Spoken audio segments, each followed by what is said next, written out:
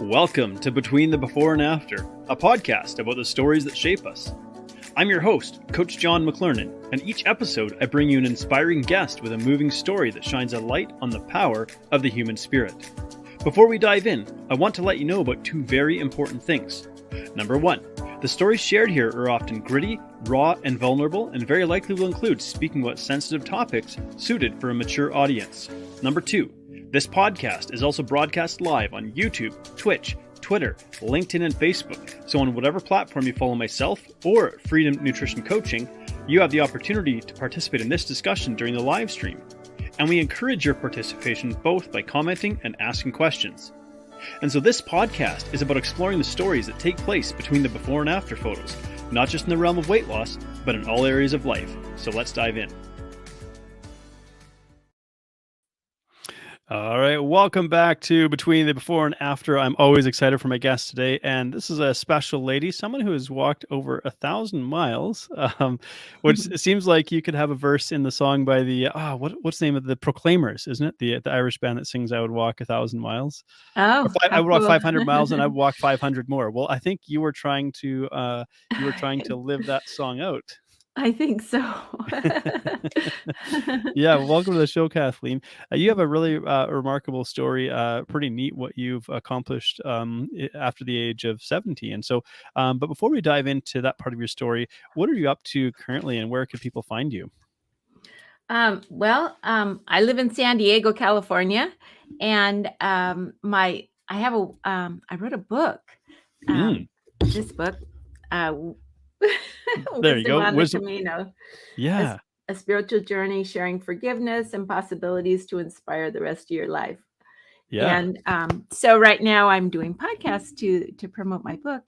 I'm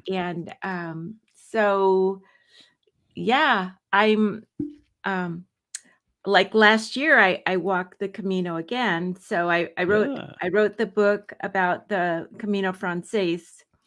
Actually, I wanted to write a book about some teachings that I had figured out after I cared for my husband. He had Parkinson's disease for like 17 years. Mm-hmm. And so while I was caring for him, I had to be home. And so I studied with a bunch of enlightened thought leaders and did a lot of healing, personal healing. And so after all that time, I figured I knew some things, or I had figured out some things. You gained a bit of wisdom, and so it was worth documenting it and sharing it. So right. Yeah. So I wanted to write a book about it, but I didn't want to be teachy. So I remembered that I had told people about those things on the Camino. So I wrote the book about walking the Camino and telling people. I think that's fantastic. So, well, let's rewind the clock a little bit and kind of lay the foundation for your story. So, you and your husband were married for 48 years, right? Which is quite a remarkable achievement. And you nearly made it to 5 decades, which is absolutely phenomenal. So, I guess how old were you when you met, and how did you end up meeting your husband, and how did he? Oh my gosh, okay, well, I had a boyfriend who was Hawaiian. He was actually in San Diego because he was a corpsman for the Navy during Vietnam War. Okay. And yeah, that was a long time ago. A few years back, yeah. And my boss did not like him. And so she told my husband to ask me out. Okay. And at that time he wasn't yet your husband. No, she told Ron, she thought I was a gentle person, and she thought Ron was too. So she thought we'd be a good match. Okay. So she was playing Cupid. Yeah, she was right, actually. Okay. And so how did she know Ron, who then became your husband? I worked at the Wiener Schnitzel. She was the boss, and it was kind of a rough neighborhood downtown San Diego, and she had some guys that she would buy their lunch if they would sit down there and be like bouncers or something. Not bouncers, but just like she wanted to have some guys on her side if anything went wrong. And so Ron was one of them, and that's how she knew him. Okay, so he was acting as de facto security for the Wiener Schnitzel cafe. So he was a big, strong fella, but he had a gentle heart. Yeah. Well, I was lucky. He was a strong fellow, but he wasn't big. because Okay. when he got Parkinson's disease, it was so nice that he wasn't really big, because Fair enough. I Yeah. could move him around and stuff. Yeah, yeah. Well, so I'm Mhm. curious then, how did he ask you out? So he's been told, okay, you need to ask out this Kathleen lady. How did he go Yeah. about it? He just asked me to go to a movie with him, and it was so cute because, after we went and saw, that one about Hello, Mrs. Robinson. What is it? Oh, The Graduate? I think it was The Okay. Graduate. Yeah, and, afterwards, he took me out for a bite to eat, and we went to this place and got peanut butter sandwiches, and he paid for it with, cigar tubes of pennies. Okay. Back when pennies were a thing. I don't know. Yeah, right. Yeah. And where would you go to get I mean, I bet you could probably start a cafe selling like PB&J sandwiches, and it would probably be quite a success. I need to start a franchise of like PB because it's like the ultimate comfort food, right? And you could choose whether you want it Right. toasted, whether you want it Almond crunchy. or, Yeah, the different cashew types. butter. Yeah, I think we're gonna have to go into business together and start a start a PB&J stand, and Yeah. you could name it in honor of call it Ron's, and then go from Yeah, there. Ron. Oh gosh, Ron. Yeah, so he took you out to the movie, and then for peanut butter sandwiches, and he paid for Yeah. that in pennies, and something from that stood out to you. You thought, "Okay, this fella's alright." Yeah, I thought he was alright. Actually, my boyfriend lived in Hawaii, Mhm, mhm, and he was Hawaiian, mhm. and, so I was just on my way to Hawaii under the guise of I was gonna be a camp counselor at a Girl Scout camp on the Big Okay. Island so I could see my boyfriend, and my boss wanted me to have something else to think about while I was over there. Okay. So so when I got home, Ron had been calling my mother all summer, "When's she gonna be home? When's she gonna be home?" I'm like, Right. "Gee, didn't you guys know that I have a return flight in August?" You know? Yeah. So now this is interesting because, of course, we think about nowadays. Sometimes it's hard for us to imagine life without the internet, let alone like I mean, you think about the technology we're using to communicate for this podcast right now, and this was not a thing many years ago. And so Right. back then, it was like phone and letters, like email wasn't Yeah, even a thing. expensive phone calls. Like, you could Yeah. spend 30 bucks just calling somebody to tell them something. Yeah, Mhm. that's quite something to Yeah, think about, and so he was very yeah, determined to meet with you again, so obviously you made an impression on him as well.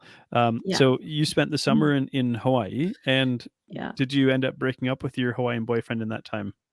No, but when I got home, Ron was right there, and then my boyfriend never contacted me again. So I was, like, waiting to hear from him, and he Mm, mm. never contacted me again, and Oh, so until a you got week ghosted or well, a week before I got married, he called me and said, "I'm in San Diego," and I said, "Well, I'm getting married next week, why didn't you Yeah. call me?" And, Yeah. he said that he thought he'd give me some time, and I'm like, "Okay, well, Yeah. sorry, I'm getting married next week." You left it a little bit too long, so, Yeah. but it sounds like, if you made it to 48 years marriage, it was the best decision of your life. Yeah, yeah, Ron was a good guy. Mhm. Yeah, absolutely. So, 30 years into marriage, he is diagnosed with Parkinson's. And how old was he at the time? 51. 51, which I mean, Yeah. I'm 40 at the time of recording this, and 51 doesn't sound like a very old to get a diagnosis like that. And No, he was young. Just like, like I told him, "Gee, all the handsome guys get Parkinson's disease. There's Michael J. Fox, and then there was the Pope. He was pretty handsome too." And, yeah, yeah, and Ron was handsome too. yeah. We do have a viewer who shared a comment here on Twitch saying hello and um 500 miles. That is beyond sweet. Well, we're going to dive into a little bit more about the story of how Kathleen walked over almost 1,000 miles Yeah. after the passing of Ron, and so Yeah. he's diagnosed with Parkinson's, and he lived 17 years with this. And was it a gradual progression or was it relatively Ye rapid? yeah, no, he was, 2010. that he lived all that time from 2001 to 2010, and he was okay. Mhm. He could drive, he could do stuff, but in 2010 his back started hurting him really, really bad, and he was taking so many meds. At first they gave him the meds for the Parkinson's disease, and then they gave him the meds for the side effects, and then the meds for the side effects from that, and then Mm. he was like taking 8 pills like several times a day. And Wow, okay. so yeah, so I told him the reason why your back hurts is because you're med soup. You're just full of meds, Yeah. and so this doctor came and visited us. I sell negative ion clothes, and so this doctor came because I advertised, and he wanted to Mm-mm. see him, and then when he saw Ron, he said, "Okay, now I know why I came," and he thought he could cure Ron. Okay. And so he wanted to tell me about it, and I'm like, "Look, if you wanna cure Ron, you go talk to Ron about it, because Ron doesn't Right. like to do anything I tell him to do, so, you're gonna have Yeah. to." And Ron agreed, to go off of all his meds. The doctor said he could cure him, and, the next day, he was in so much pain. He's like, "I need my meds. I need my meds. You don't understand. I just need them." And I called the Mm-mm. doctor, and he was coming up the street, and he came in and he gave Ron a coffee enema, and Mhm. he didn't ever have any pain again after that, after one Oh, coffee enema. But we gave him 3 a day. I right. mean, this Yeah. was his cure, Yeah. and I juiced all kinds of celery and carrots and green apples, and we just kept feeding him all that stuff, and I think he fed him charcoal, and he gave me these weird, stuff. It was just stuff that I was supposed to boil, and it was a tea for him. And Right, right. it looked like it was the forest floor. Right, right. So, try and by all means, like, coffee enemas are an interesting one, but, because it goes to the hepatic portal vein to the gallbladder, and it can, and without diving too much into it, but, um, that can provide to some degree, like a cleansing effect, and of course nourishing, a lot of like really nutrient rich foods and whatnot. But even Right. with that, I think the sort of innate healing capacity of the body does have a finite limit there, especially when diseases progress to a certain I point. So know.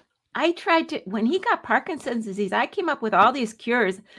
Went on the internet, and I gave this guy in Australia, said he had a cure, and I gave him $50 for the cure, but Ron didn't wanna do it, and I bought mm, these negative ion clothes. They said they would help him, and he didn't wanna wear them. And yeah, yeah. Well, and I would think with something like Parkinson's, if something can genuinely reverse I mean, I think if something can stop the progression or pause the progression of the disease, even that's a positive. And I'm not Right, sure where right. we're at with that now in 2022.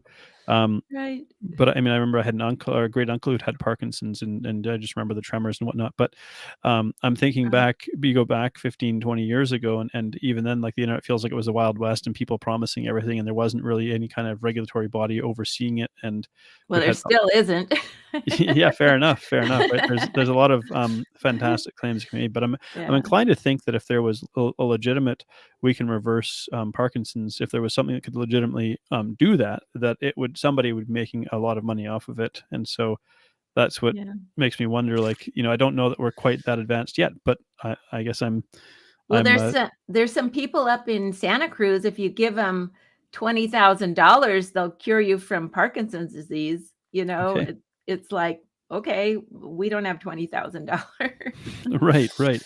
Um, yeah, I wonder what, I guess I wonder what they think the cure is, and I wonder if they have like, anyways, I mean, if Yeah, someone like Michael J. Fox, who I think was probably fairly well off and wealthy and well connected and so on and right. so forth, if he struggled to find a way to, cure this, then I think what chances it leaves sort of the He's ordinary doing mortals? quite well though still. He's Yeah. still doing quite well.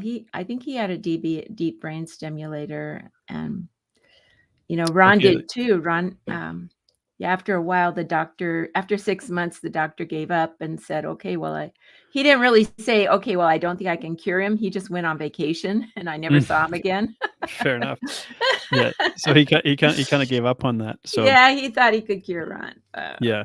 And what was Ron's kind of take on all of this, sort of as the time was drawing closer to his passing? I mean, obviously he wasn't aware that his passing was sort of imminent necessarily, but and Mhm. was there an element of his experience where he felt like, maybe I don't necessarily want to continue living if this is the physical condition I'm in, or how did he approach it?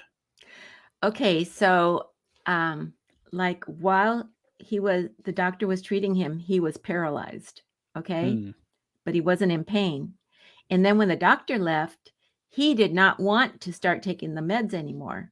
Because he was afraid he would be in pain again. He was just fine, just laying there. I mean, sitting in his easy chair and watching cowboy movies and NCIS. He mhm, was a mhm, happy man. mm, yeah, And yeah, he wasn't. Yeah, he thought being paralyzed was just fine as long as he wasn't in pain. and he had you So. to provide some Yeah, he company. Yeah. he loved being waited on hand and foot by Oh, me. of course he did. Yeah, Yeah, yeah. Pardon me. And so, um, eh, at the time, then obviously the time comes that he passed away, and yeah. That was hard because, what it was he couldn't swallow anymore, mhm, and so they were gonna put a feeding tube in his side, and, he decided it was like, "Okay, do you wanna do hospice or do you wanna do the feeding tube?" Because, that's what it's come down to, and mm. he decided to do hospice, and Hospice just being palliative care until the time of his yeah, passing. Yeah, and after he decided to go into hospice, he only lasted 1 week. He was gone in yeah. a week. And I think So, that points to something interesting. And what age was he at that time? 71. Okay, yeah. I think about, like, the will to live and how it, to some degree, has an effect, over sort of how long we can continue to endure. And do you think maybe he was just tired of battling the condition, or what led him to that? Um, I hate to say it, but I think it was a gift to me, Mhm. so I didn't have to keep taking care of him. Fair enough. Yeah, yeah. And, I know after he died, I felt him hug me as he left. Mm, And, it's hard to die. It really is. yeah. And, so Were you by his side when he passed? My we have 5 children, Mhm, and 2 of them were here, and Lisa was on one side, and she had her hand on his heart, mhm. and John was on the other side holding his hand, and I was at the foot of the bed, um, and I just like, Lisa was so brilliant. She put her hand on his heart so she could tell when it stopped, and, Mm, they told us, how to tell when it's imminent. But all those things that they told us about that made it imminent, I had experienced those for years, with him. And so I was totally clueless. And so the kids actually came and told me, "Mom, you should come in. I think this is it." mm, mm. And it was. Yeah, yeah. So Yeah, that happens, and then comes kind of the process of, well, actually, processing that. And, mhm, somewhere along the way, you decided that, as I'm trying to process this and move forward with what is the remainder of my duration on right, Earth here, you got the idea that I'm gonna go on an extended walk, sort of a pilgrimage of sorts, if I could call it that. right. Um, how did that idea, or how did that sort of seed start taking root? Well, when we were in our 50s, I was just thinking about, well, we're going to retire in 15 years or something like that. And so I Mm, was thinking about what we were going to do in our old age. And I thought he was an athlete. yeah. So I thought we would be riding our bicycles across France or something. And Mm, so when he got Parkinson's disease, my dream of that went away.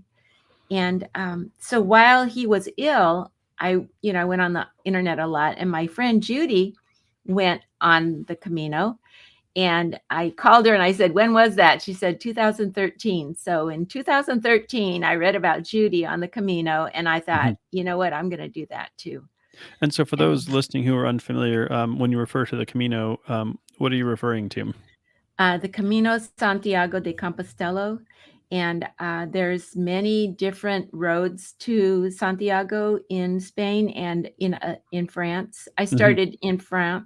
France is called the French Way, Hmm. Camino Frances, and I started in Saint Jean Pied de Port and walked across, um, you know, Spain to Santiago. Yeah, which is quite Mhm. remarkable. So, um, you make this decision that you're going to walk the Camino Santiago, and um, what age were you when you embarked on your first pilgrimage? And how did it feel as you like set out with those first steps? I was 69 years old. I Mhm. actually had my 70th birthday on the Camino, Okay, and yeah. what a way to And celebrate. yeah, I went by myself. I'm kinda old, so nobody walks as slow as me, I don't think. Hmm. So if you go, whoever you go with, either they're gonna have to walk slow for you or you're gonna have to walk slow for them. So, everybody doesn't walk the same amount of speed. Mm-hmm. Um, so it was really great that I was alone, and I had my angels. I have some guardian angels, and I brought them with me, and they protected me, and so I wasn't afraid, and, Yeah. So so yeah. this sort of journey or pilgrimage, I imagine it's one that's routinely done, and so maybe you were alone in terms of your journey, but I'm guessing you would have encountered people along the way inevitably. Right, right, because everybody stays in these albergues. They're really cheap. They're like 5 to 12 euros a night, Yeah. and you stay in the albergue along the way, and so people collect in the albergues. Actually, in the beginning, it was very mountainous and windy roads, and so, I didn't see a lot of people, and I kind of felt lonely, and I all I saw was the people that passed me, and it made me feel slow, you know? Yeah, But when yeah, I got out on the Mesita, I could see far ahead and far behind me, and there were people there, and of course, the people that were slower than me didn't pass me up, so, I mean, there were those people. yeah, And there were people ahead, so then I didn't feel lonely anymore, and I realized those people had been there all along, just I didn't know it because the road was windy. yeah, yeah. And how long did this journey take? Well, I yeah, I was there 66 days. Okay. Usually doesn't take that long, but, I took every Sunday off Mhm. so I could go to church because I in the beginning, I got in on Sunday and I would just flop on my bed so tired and I would miss mass. And Right, yeah, and yeah, and so, I thought, well, if I go if you wanna stay a night, more than one night, you have to go find a hotel because the right. albergues only let you stay one night. And so I on Saturday night, I just got a hotel and stayed Saturday and left Monday, and so Mm. I could go to church on Sunday. And then it was Easter while I was there too. Oh my gosh, the Spanish know how to do Easter. Oh my gosh, Right, right. it's so dramatic. It was Yeah. amazing. So I stayed for a week for Holy Week in a town. Okay, remarkable. And so, now I think prior to embarking on this journey, you mentioned I wanted to call back to something you mentioned earlier, that you had, maybe studied philosophies and, Oh, yeah. those of maybe thought leaders and whatnot. And Mhm. what sort of, and then we don't want to spoil some of the things that you share in the book, but Mhm. like, what sort of, maybe thoughts or philosophies did you formulate while studying these? One of them is about worrying. Mm. Worrying is like, um, making up a sad story and believing in it. And it's just a made up story. And sometimes it's hard because we have had some trauma in our life or we had an experience that things didn't go very well. And so we will project them onto future experiences. And what I learned is that there's just endless possibilities all the Mm-hmm. time. And so if you worry about somebody and throw a bunch of bad juju thoughts at them, then you're kind of like cursing them. So what we Interesting. really, yeah, because you're sending bad vibrations to them. So Right. what we need to do is make up a good story and then think about it and send good vibrations to the people that we care about Mm. instead Okay. of worrying about them. Yeah, and the title of your book, "Wisdom on the Camino: A Spiritual Journey Sharing Forgiveness and Possibilities," Mhm. the forgiveness piece of the puzzle. I'm curious, did you, as you were going on this journey, maybe there's an element of what's sort of like a metaphor for life. You're going on this journey from one Mm, place to another, and right. it's like a little miniature metaphor of life. Did you find yourself reflecting as you're walking in solitude, kind of about the years of your life and deciding that there's things you need to forgive and forget and move past? Well, I have kind of a special relationship with forgiveness Okay. because I don't really feel like I need to forgive anybody anymore. Um, one of the things I learned was the Ho'oponopono. Have you heard about that? That sounds like something Hawaiian, I would think. Yeah, yeah, it's Hawaiian. It's a Hawaiian healing technique for the family, Okay. and it's kind of like a prayer or an incantation. Hmm. And you just say the Ho'oponopono, and it looses your binds that you have with other people. Interesting. And, Yeah. so it starts out, "I love you, I love God, God loves me, God loves the other person loves God," all the "I love yous" you can think of. Hmm. And then, "I'm sorry," and it's not, "I'm sorry I did something," but, "I'm sorry the situation exists between us. Um, Okay. Interesting. please forgive me for what's going on in me that caused me to attract this. I've got a brokenness in me that's sending out a negative vibration that is attracting something awful to me." Okay. So taking responsibility for what's attracting something awful. Please Mm-mm. forgive me. Thank you for showing me this so I could heal. So, if I didn't see this brokenness in me that they pointed out to me by, me having pain for what they said, it's like if I didn't know about this brokenness, I couldn't heal it. So Right. thank you for Yeah. showing me this so I can heal. And then the big I love you, I love God, God loves me, God loves them. They love God, da da da da.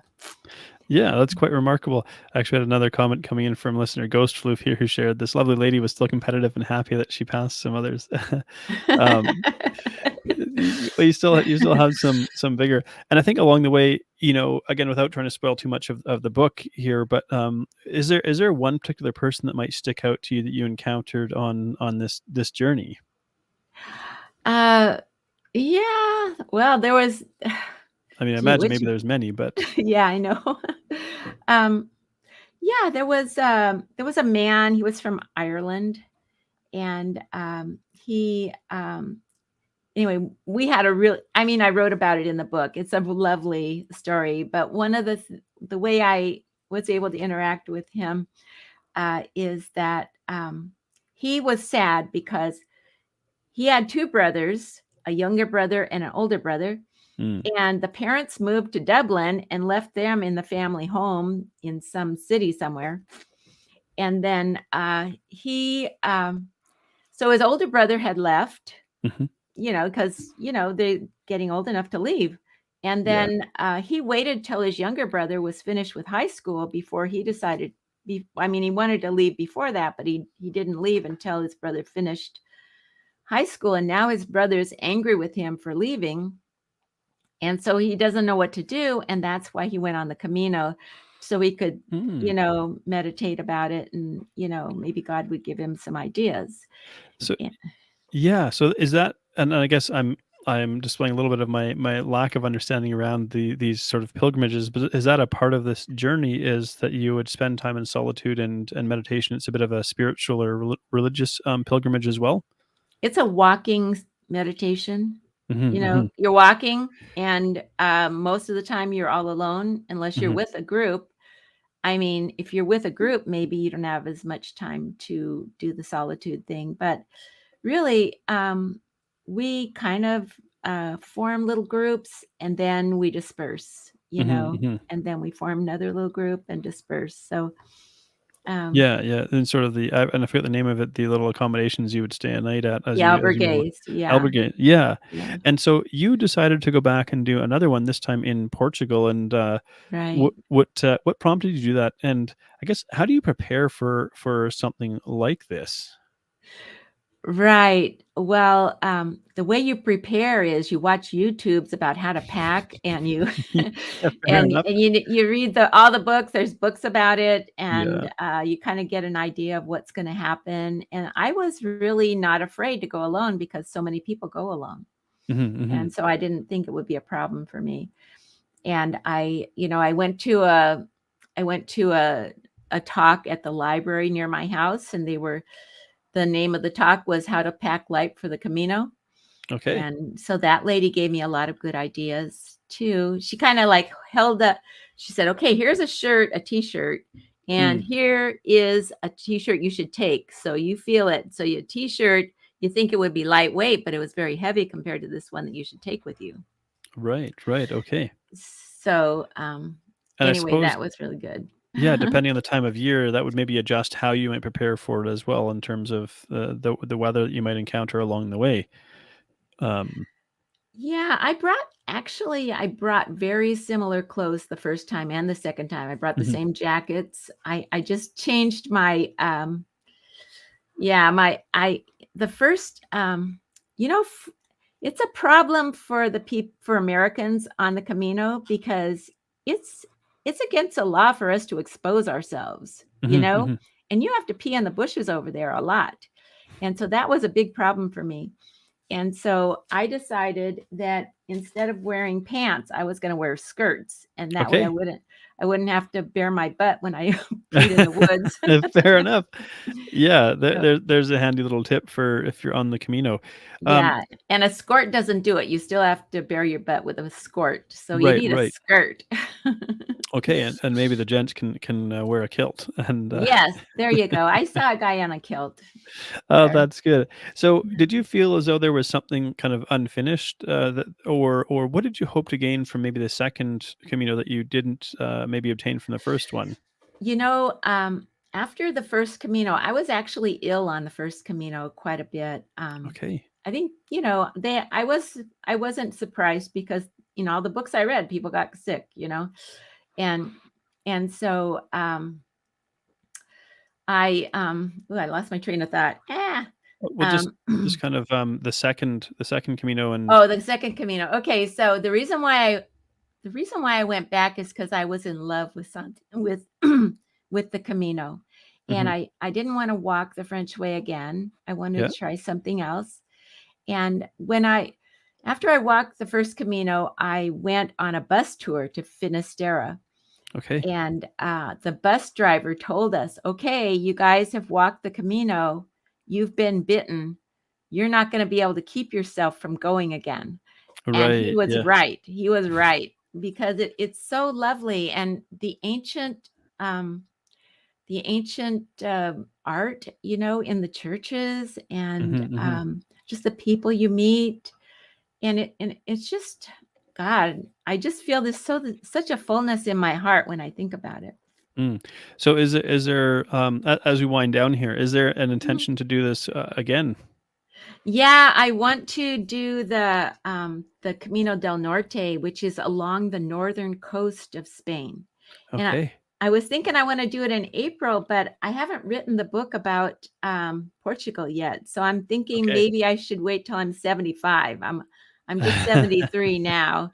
Just a And spring chicken yet. yeah, so I don't know if I'll do, if I get my book written, maybe I'll go. But anyway, Yeah. Well, now you're a veteran of the Caminos, and so yeah. well, Kathleen, it's quite a remarkable story you have, and I think the book would be a delight for those who would want to read it. And so, maybe again, just before we wrap up, where can people find you, and where's the best place if they'd like to get a copy of the book? Well, I self-published on Amazon, and I actually got best-selling author in 3 categories, so I was very Wow. happy about that. And so it's Wisdom on the Camino. You just on Amazon, just put in Wisdom on the Camino, and it comes up. And my website is wisdomonthecamino.com, and if you want to go there, you can just push the button, and it sends you to Amazon. and and then I've got some other things on the website too. I've got a whole page full of podcasts Okay. that are kind of fun. Yeah. Well, that's fantastic. Well, if people were Oh, to I take, wanna say oh something, yeah, I go wanna say ahead. something. Okay, so in the book, right across from the table of contents, it has a thing that says, "Read this first." Okay. And it's my gift to the people who read my book is my pictures. And I Hmm. made a website with portfolios and galleries of pictures, and they're all separated um, into chapters. And so Hmm. you can I'm sorry you have to double opt in, and it takes a while. And I'm really sorry, but that's just what we have to do nowadays. So Right. Yeah, absolutely. So, well, it's wonderful that you have this additional gift as well. So, mm. I always like to finish these by saying, if those who have listened to this, if you could offer one nugget of wisdom that you would like them to take away from this conversation, what would that be? Well, I have to tell you, I met a lady in Burgos, Okay. and she was telling me about her problems, and I told her about my prayer. It's a very special prayer, and miracles happen when you say it. Hmm. And it is, "Dear God, please make everything turn out okay." And then you let God make everything turn out okay. And God really likes it when we call God God and say, you can fix this. I mean, when I can't fix it, that's what I say. Dear God, please make everything turn out okay. And real miracles do happen. Mm, Yep. that's wonderful. Well, thank you so Mhm. much for sharing, and thank you for being my guest today. You're truly a delight and an inspiration, and it's been a pleasure. Thank you, John. I really enjoyed this too. Thank you so much for tuning in to Between the Before and After. If you've enjoyed this episode, please like, share, subscribe, or leave a review, because that helps this podcast to reach and inspire more people. I love exploring the stories that take place between the before and after, the powerful experiences that shape who we become. And I love human potential. I love the possibilities that lie within us. So whatever you may be up against, I hope these stories inspire you, because if you're still here, your story's not done yet, so keep moving forward. Anyone can come from any place of brokenness and destitution and build an amazing life.